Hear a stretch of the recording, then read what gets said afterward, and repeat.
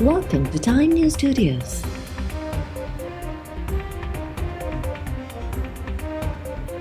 You are watching 4BN Bulletin.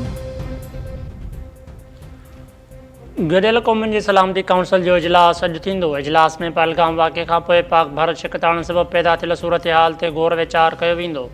Pakistan सलामती council खे भारतीय जी अॻराई वारनि क़दमनि ऐं चिड़जारींदड़ बयाननि खां आगाह कंदो ऐं ख़ासि तौर ते सिंतास मुआहिदो मुअतल करण वारनि भारतीय गैर क़ानूनी क़दमनि खे उजागर कंदो।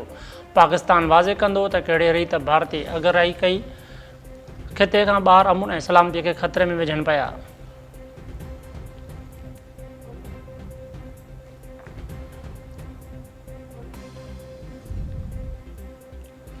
पाकिस्तान जो भारत तरफ़ां सिंतास मुआहिदे जी हिक तरफ़ी मुअतलीअ खे गडियल क़ौमुनि में खणी वञण जो ऐलान।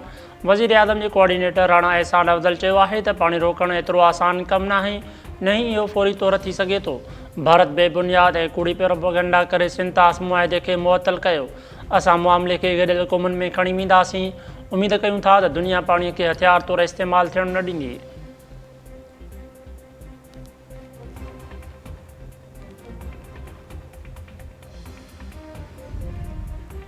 ॾखण एशिया में अमुन लाइ सफ़ारती कोशिशूं तेज़। ईरानी परॾेही वज़ीर अब्बास इराक़ची परॾेही ऑफिस पुॼी वियो। नायब वज़ीर आज़म इसहाक़ डार ईरानी परॾेही वज़ीर जी आजियां कई। परॾेही ऑफिस जे तर्जुमान मूजिबि ॿिन्ही अॻवाननि विच में ॿितरफ़े लाॻापन, इलाक़ाई ऐं आलमी मामलनि ते ख़्यालनि जी ॾे वठि थी।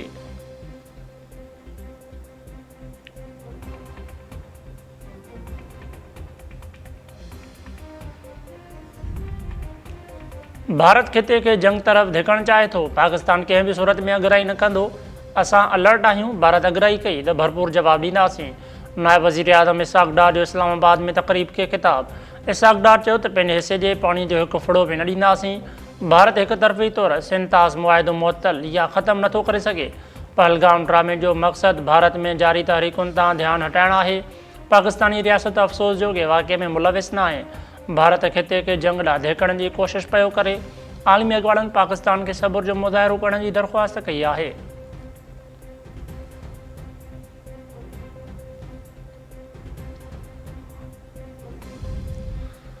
पाकिस्तान जो जदीद टेक्नोलॉजी सां लैस फ़तह मिज़ाइल जो कामयाब तजुर्बो। ISPR जो चवणु आहे त फ़तह मिज़ाइल ज़मीन खां ज़मीन ताईं 120 किलोमीटरनि ताईं हदफ़ खे निशानो बणाए सघे थो। तजुर्बो एक्स इंडस मश्क जे दौरान कयो वियो। तजुर्बे जो मक़सदु फ़ौजी तयारी ऐं टेक्निकी सलाहियत जांचणु हो। पाक आर्मी स्ट्रेटेजिक इदारनि जे साइंसदाननि ऐं इंजीनियर्स मिज़ाइली तजुर्बे जो मुशाहिदो कयो। ISPR मूजिबि सदर आसिफ अली ज़रदारी, वज़ीर आज़म Shahbaz Sharif, chairman joint chiefs of staff committee general Sahir Shamshad ऐं army chief general Asim Munir जूं कामयाब तजुर्बे ते साइंसदाननि खे मुबारकूं। ISPR चयो आहे त पाक फ़ौज दुश्मन जे कंहिं बि जारियत जो भरपूर जवाबु ॾियण जी सलाहियत रखे थी।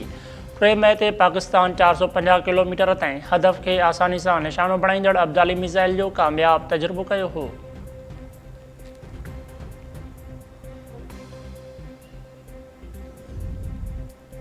भारत सिंतास मुआहिदे जी भनकड़ी कंदे चेनाब दरिया ते बगलेहार डैम खां पाकिस्तान ईंदड़ पाणी रोके छॾियो।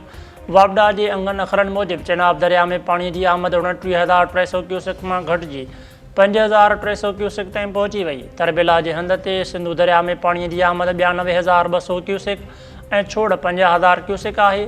मंगला जे हंध ते जहलम दरिया में पाणीअ जी आमद 44,300 क्यूसेक ऐं छोड़ 32,000 क्यूसेक आहे।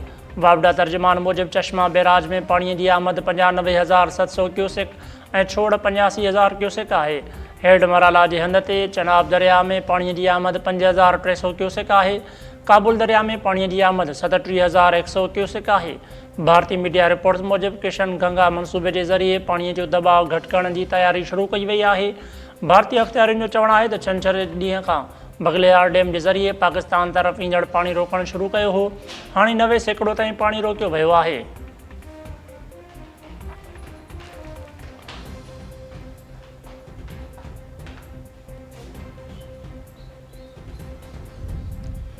सदर आसिफ अली ज़रदारी भारतीय हुकूमत जे हाणोकनि गैर ज़िम्मेवारनि ऐं जारिहाणनि बयाननि ते ॻणतीअ जो इज़हार कंदे चयो आहे त भारत जे क़दमनि सां इलाइक़ाई अमन ऐं इस्तेहकाम खे ख़तरा पैदा थी विया आहिनि। चीन जे सफ़ीर चियांग ज़ेडोंग ऐवान सदर पहुची सदर आसिफ अली ज़रदारी सां मुलाक़ात कई। बेतरफ़ी अहमियत जे मामलनि समेत पहलगाम वाक़े बाद पाकिस्तान ऐं भारत जी मौजूदा सूरत हाल ते ॻाल्हियूं। चीनी सफ़ीर चयो त चीन ऐं पाकिस्तान पुराणा भाइर मुल्क आहिनि, हमेशह ॾुखे वक़्त में हिक ॿिए जो साथ ॾिनो आहे।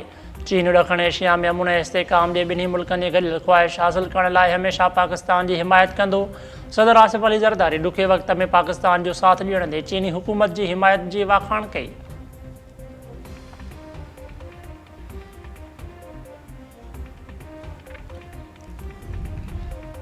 क़ौमी असेंबली जो इजलास अॼु थींदो। भारतीय जंगी जारियत ख़िलाफ़ ठहराव पेश करण जो फ़ैसिलो। इजलास अॼु शाम 5 वॻे थींदो। भारतीय जारियत ऐं रियासती सरपरस्ती में क्रॉस बॉर्डर टेररिज़म ते खुली करे ॻाल्हियूं कयूं वेंदियूं। हुकूमत तरफ़ां क़ौमी बयानी ऐं पॉलिसी बि वाज़े कई वेंदी। सेंतास मुआहिदे जी भञकणीअ ते हुकूमत पंहिंजी हिकमत अमली खां बि आगाह कंदी।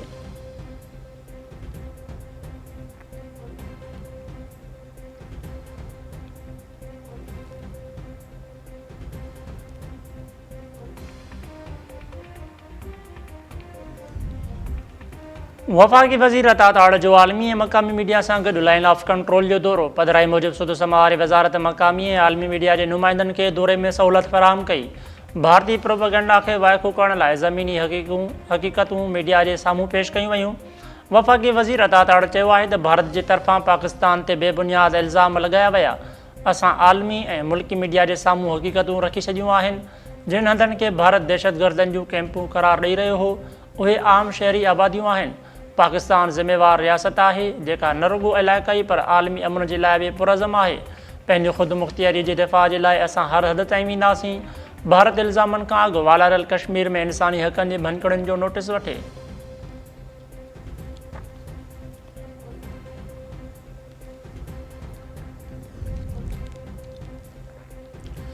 सुप्रीम कोर्ट फ़ौजी अदालतुनि में सिविलियन जे ट्रायल जे फ़ैसिले ख़िलाफ़ इंट्रा कोर्ट अपील ते फ़ैसिलो महफ़ूज़ करे छॾियो।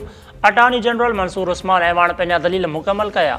आईनी बेंच चयो त केस जो फ़ैसिलो हलंदड़ हफ़्ते ॿुधायो वेंदो। अटॉर्नी जनरल चयो त अपील जो हक़ ॾियण लाइ सुप्रीम कोर्ट जी आईनी बेंच ऑब्ज़र्वेशन ॾिए। पार्लियामेंट खे कानून साज़ी लाइ चवण जे मिसाल में हिकु अदालती फ़ैसिलो मौजूदु आहे। अॻूणे army chief general Qamar Javed Bajwa जे मुलाज़मती मुद्दे में वाद जो फ़ैसिलो मौजूदु आहे। जस्टिस मोहम्मद अली मज़हर रिमार्क्स ॾींदे चयो त इन फ़ैसिले में त पार्लियामेंट खे बाक़ाइदा हिदायत जारी कई वई हुई। पार्लियामेंट खे कानून साज़ी लाइ 6 महीननि जो वक़्तु ॾिनो वियो हो।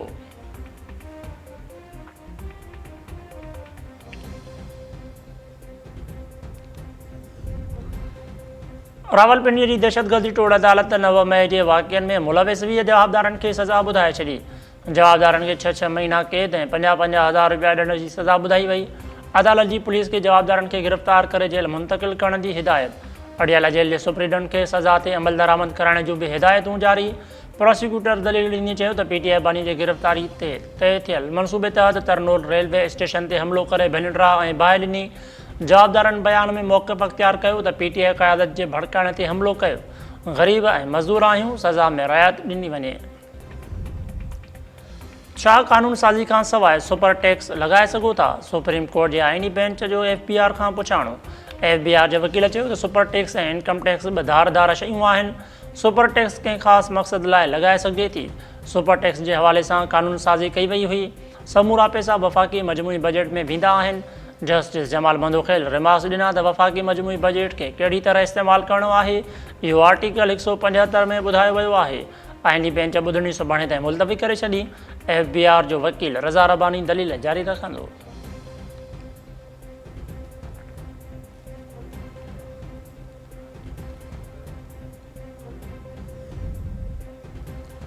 ताज हैदर जे लाॾाणेबाज़ सेनेट जी ख़ाली थियल सीट ते चूंड सुभाणे थींदी। सिंध असेंबलीअ जो ऐवान पोलिंग स्टेशन करार।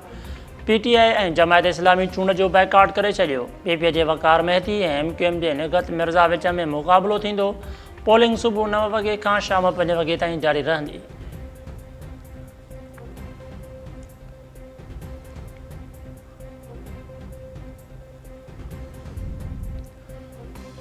NPP जे सरबराह ऐं GD अॻवान मुर्तज़ा जतोई चयो आहे त कैनाल ऐं कारपोरेट फार्मिंग मसइलो गॾियल आहे। जेकॾहिं पाणी न पहुचाईंदा त कारपोरेट फार्मिंग कीअं थींदी? इन करे कैनालनि सां गॾु कारपोरेट फार्मिंग वारो फ़ैसिलो बि वापसि वरितो वञे। नौशरो फ़िरोज़ जी अदालत ॿाहिरां मीडिया सां ॻाल्हाईंदे मुर्तज़ा जतोई चयो त 18 मई ते कराचीअ में तारीख़ी जलसो थींदो। असां सिंध जे हक़नि जी ॻाल्हि कंदा रहंदासीं।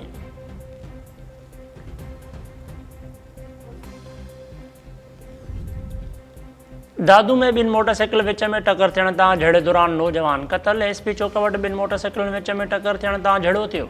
लठियूं ऐं सरोटा लॻण सबबि जोही वासी 20 वरियनि जो ज़ाकिर जमाली ज़ख़्मी थियण बैदि सिविल अस्पताल में दम ॾिनो। लाश घर पहुचण ते कोहराम। मक़तूल जे भाउ नादिर जमाली चयो आहे त मामूली ॻाल्हि तां भाउ ज़ाकिर खे क़तल कयो वियो आहे। जवाबदार गिरफ़्तार करे इंसाफ़ फ़राहम करण जो मुतालबो।